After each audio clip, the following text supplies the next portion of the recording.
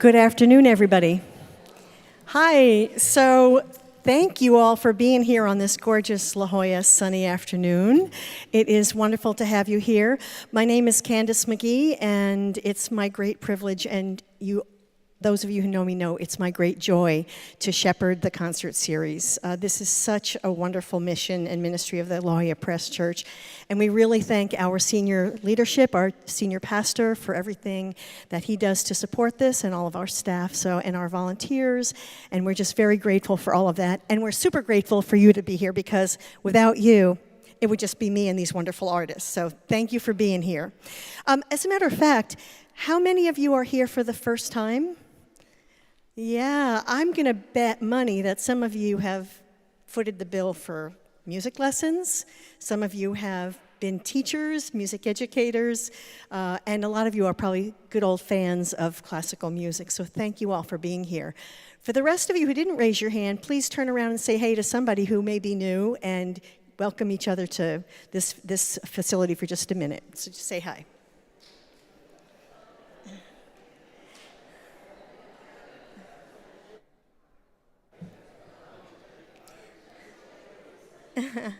Well, that is a lot of good fellowship. Thank you for doing that. That is great. Okay, so as you probably know, if you've been to our concerts before, the concert series, just very briefly, is a ministry of La Jolla Press.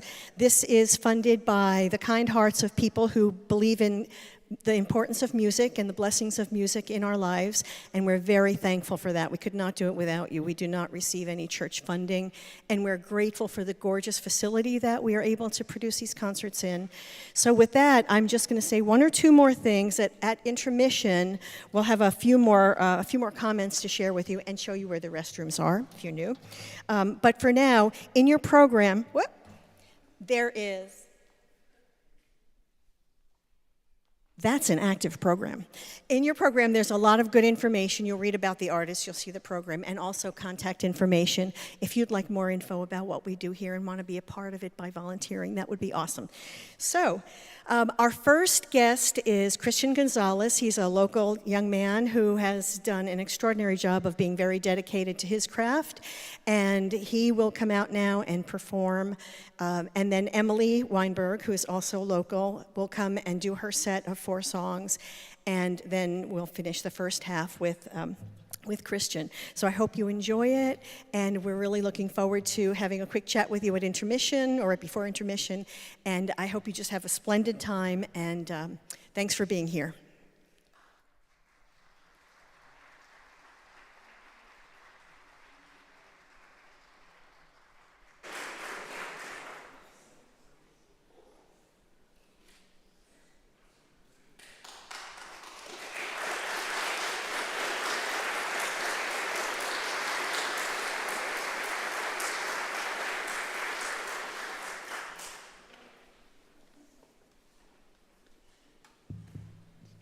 Good afternoon. Thank you all for being here. It's a great pleasure to play for all this afternoon. My first piece today will be the Cigane by Maurice Ravel. And so this piece is one of the staples of the violin virtuosic repertoire. It's known for its acrobatics on the fingerboard, reminiscent of composers like Sarasate, Paganini, and Vinyavsky, but it also emulates the Cinganese or the gypsy spirit found in composers who emulated Hungarian styles such as Bartók and Brahms and Joachim. And so this piece has an interesting composition history. In 1922, Ravel in Paris heard Jeli Dirani, who was a Hungarian violinist, play the Bartók first violin sonata with piano, with the composer playing. And he was so inspired by the Hungarian melodies that he figured that he wanted to write something based on it. And around that time, he was working on his sonata for violin and piano. But surprisingly, he said that the violin and piano were incompatible instruments. But he decided just to work along with it. So he was working on the sonata, but then he grew more infatuated with the Cinganese aspect, and he wanted to write a separate piece, Cigane, for it. And so he scheduled it for a recital in London in 1924, and he was corresponding with Jeli Dirani, who, by the way, was the niece of Joseph Joachim, who was a Hungarian violinist and one of the greatest of the 19th century. And so Ravel was composing this in a very rhapsodic manner. He wanted to emulate these pyrotechnics and just explore this new mode of expression. So he was very experimental and unpredictable in his work. And in fact, he basically waited until the last 2 weeks before the recital to complete writing the sonata. Most of the time, he just had it in his head, and except for a few bars he had written down. So Jeli Dirani, she had to learn this piece in about 2 days right before her recital. And this is an extremely difficult work. So I hope you enjoy. This is the Cigane by Maurice Ravel.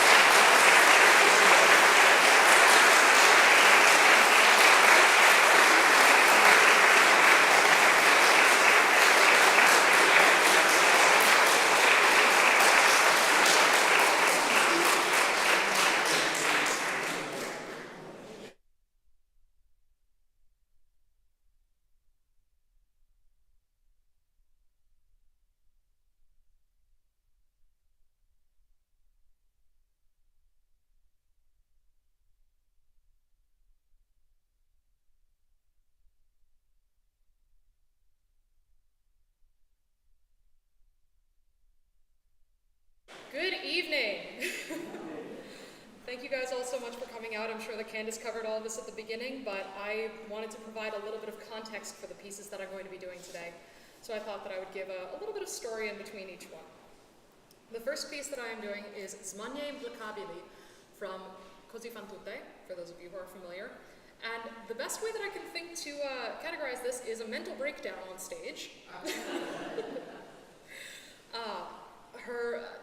This woman, Dorabella, she is young, she is in love, and her boyfriend has just sailed across the sea, possibly never to return, and she is, well, you'll see.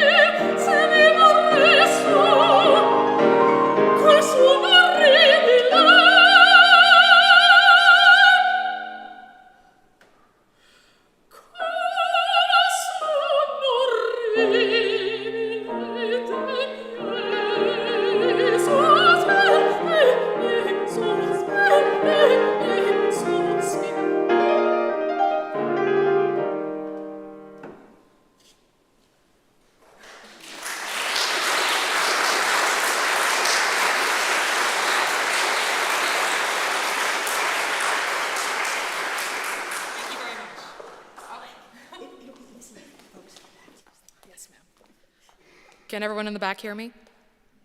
Excellent. Got a wave from one of the ushers.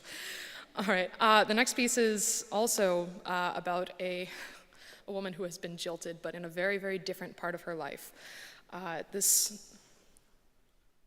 don't want to say elderly. She's a very mature woman. Her husband has unfortunately left her for a much younger woman, and she has been shamed by higher society, and she is currently at a state where the younger woman's mother came to ask for her help because her husband is now sick, which is just a little messed up. And so this is her moment of conflict after she is left and she is debating whether or not she can go.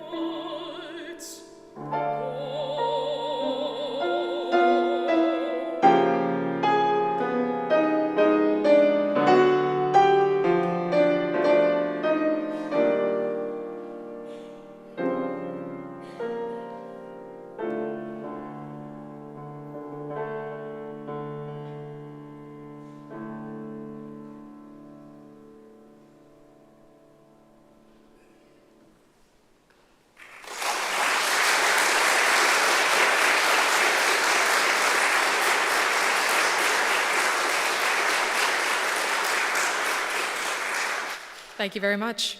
The next couple pieces are going to be in German. The first is Gretchen am Spinnrade by Schubert. If you are familiar with this piece, it is, to this day, I am shocked that it is not part of a song cycle or something larger because the story is so passionate. This woman, Gretchen, is absolutely obsessed with her lover.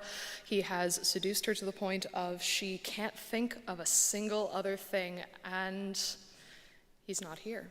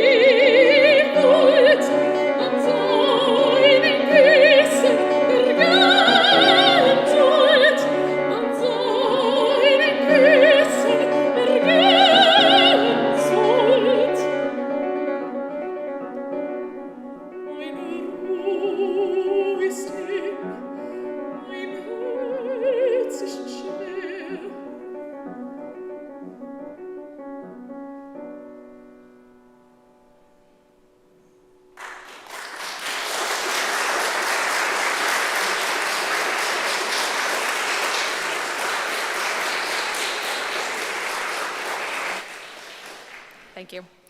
The last piece that I've got in the first half of this program is Gigerletta by Schoenberg. This piece is absolutely adorable to me. It is about finding a platonic kind of love with another young woman my age and just admiring her.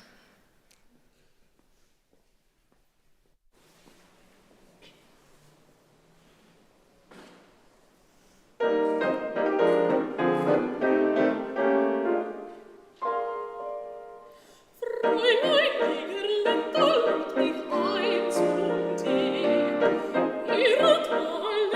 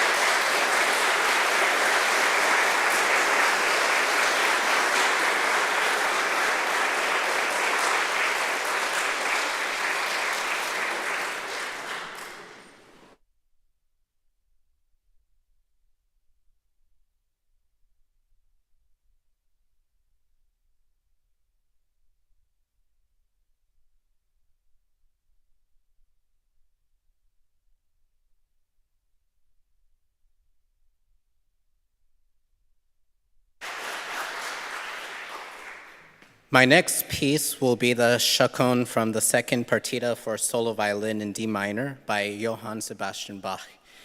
And this piece is one of the staples of the solo violin repertoire as well as the Baroque repertoire, because it presents such an emotional journey based on a chaconne. And a chaconne is basically the exploration and development of the composition based on a baseline, a chord structure. So the chords you will hear at the beginning, they'll be repeated and explored in different ways throughout the chaconne.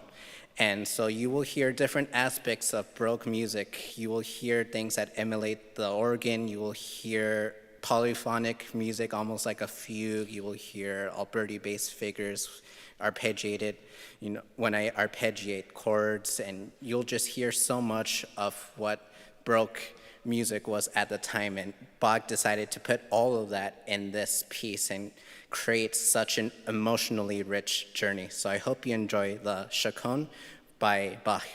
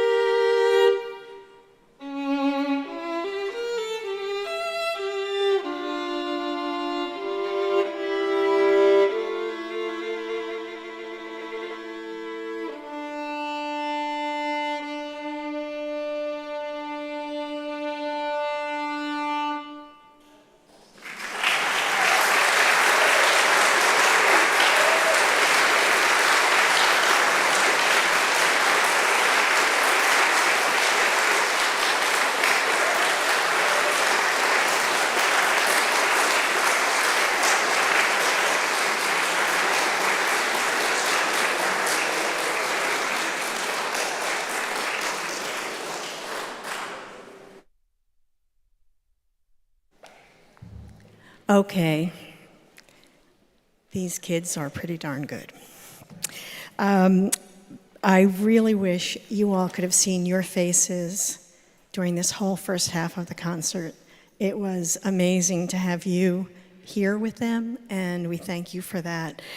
Before we break for intermission, would the ushers please come forward to your stations?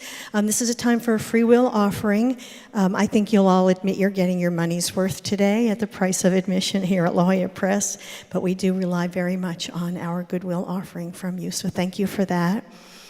If you would like to donate, if you prefer to put it in an envelope, we do have donation envelopes in the reception area, which I hope you'll join us later. And also, on the back of your program, there's the famous QR code. This week, we are allowed to use this code here at La Jolla Press. It's not something we typically do, but we're able to accept donations to the concert series if you just want to shoot and click and donate that way. It's a very secure online giving platform. So we have a couple of ways for you to contribute, and we really thank you so much. Just your presence here is invaluable. Thank you for that. I was remiss in not mentioning at my first comments that we have the Musical Merit Foundation board here today with us, and it's thanks to them that we are able to just go and sit in their concert and handpick who we want to play for La Jolla Press. So if you just give a thanks of applause for the Musical Merit Foundation folks, they do an amazing job.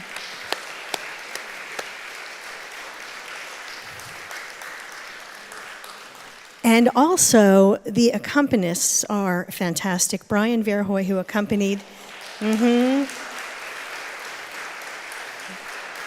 Now, a few years ago, Brian was several times a Musical Merit Protégé awardee, and won a number of seasons of their programming. So we're very, very blessed to have him in our La Jolla Press family.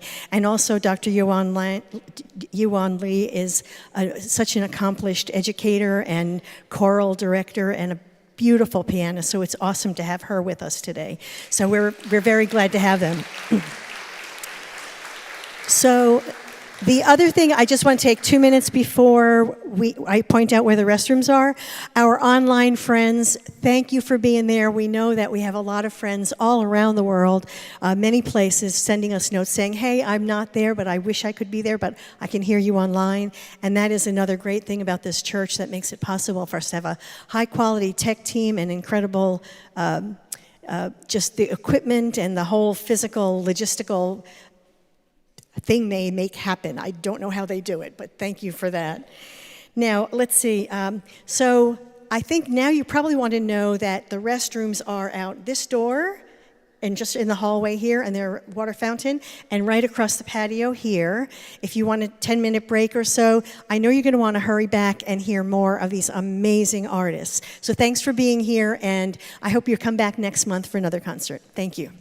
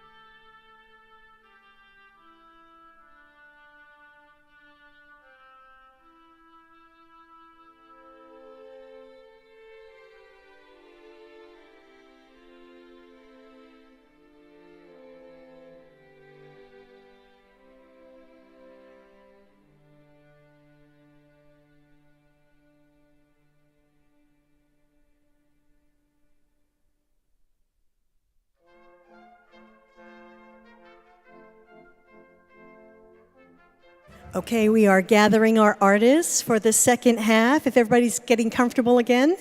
And while I have a minute, please know that we do have a reception afterward where you'll have a chance to meet these wonderful young artists and have a chance to talk with them and hopefully express how you've enjoyed your experience.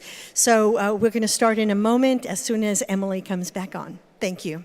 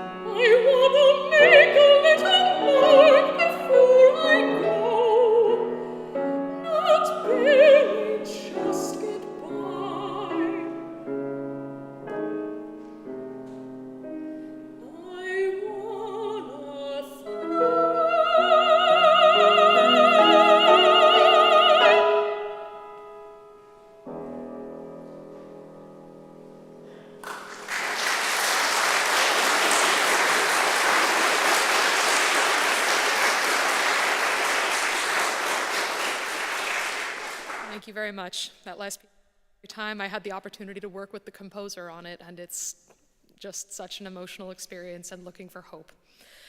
So, on to my last set. I'm sure that some of you are aware that mezzo-soprano rep in general can get a little dramatic and depressing. And these two things embody that completely. So I'll introduce them both at the same time. The first is Va laisser couler mes larmes from Werther.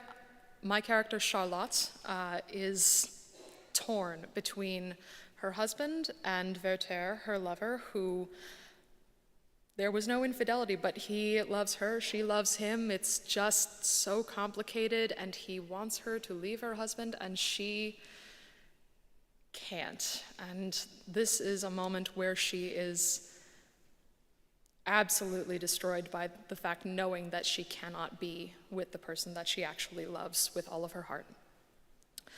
And the last is Elle est là, près de lui.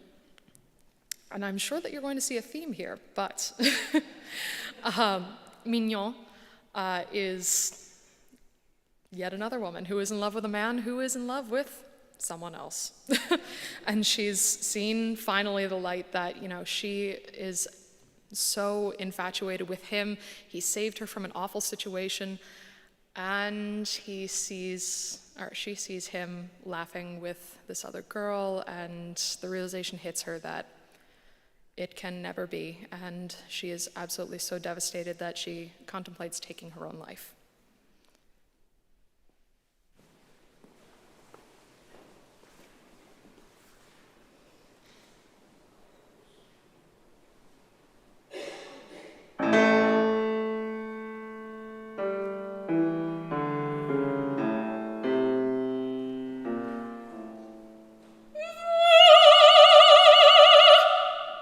Laissez couler mes larmes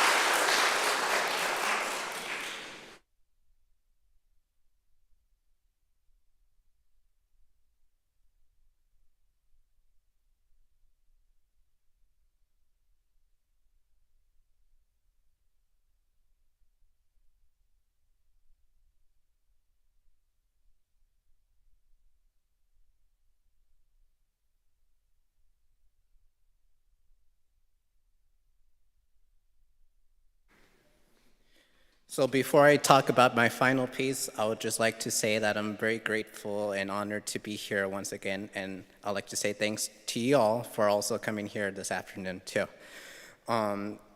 If you'd like to stay updated with what I'm doing, I have a website, I'm on social media. Next month, I'm playing the Mendelssohn Violin Concerto twice here with the East County Youth Symphony. I have some chamber performances on Juilliard live stream, and my graduating recital will be in April as well, and you're invited. So my final piece is a third movement of the Elgar Violin Concerto. And this is a very rarely performed work because it is the longest violin concerto in the standard repertoire. Some recordings state to 50 to 55 minutes. And it's also very technically challenging, both for the soloist and the orchestra, and it just requires such a high level of stamina and technical precision, as well as musical expression and intactness throughout the entire work, and that's why it's very rarely performed. This third movement, it's such an emotional journey. many of you probably have not heard of this piece before, so I'll leave some surprises for you in the way. But just be prepared for just the amount of scope the expression Elgar gets at. He once said that this piece might be too emotional, but he said he really liked it, so I hope you will too. So here is the third movement of the Elgar Violin Concerto.